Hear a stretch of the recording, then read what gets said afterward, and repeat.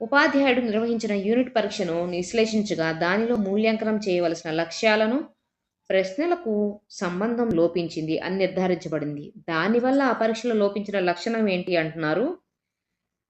దానికి సరైన సమాధానం వచ్చి సప్రమాణత.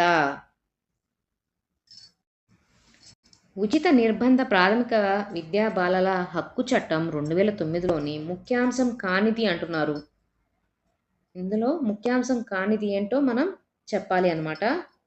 దానికి సరైన సమాధానం వచ్చేసి 6 సంవత్సరాలలోపు పిల్లలకు పౌష్టికాహారం అందించడం. ఇది చాలా ఇంపార్టెంట్ బిట్టేనండి. కింది బోధనా పద్ధతి ద్వారా విద్యార్థులలో శాస్త్రీయ వైఖరిని సులభంగా పెంపొందించవచ్చు అంటున్నారు. దీనికి కూడా మీరు ఆన్సర్ కామెంట్ రూపంలో చెప్పండి. దానికి సరైన సమాధానం వచ్చేసి బి, అన్వేషణ పద్ధతి.